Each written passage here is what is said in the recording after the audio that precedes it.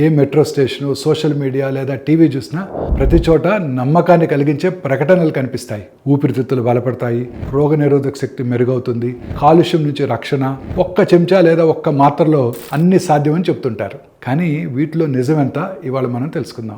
ఇప్పుడు చాలా ప్రకటనలు వైద్య సేవల కంటే ఎక్కువ హడావిడి చేస్తున్నాయి. కొన్ని ప్రకటనలు అయితే ఒకే ఆహారం లేదా మాత్ర ఊపిరితిత్తులను రక్షిస్తుందని, అలసట తగ్గిస్తుందని, రోగ నిరోధక శక్తి వెంటనే పెరుగుతుందని చెబుతుంటాయి. కానీ ఏ ఉత్పత్తి కూడా శరీరాన్ని మంత్రం వేసినట్టు రక్షించలేదు. కాలుష్య ప్రభావాన్ని తక్షణమే తీరుస్తూ మాయ చేయలేరు.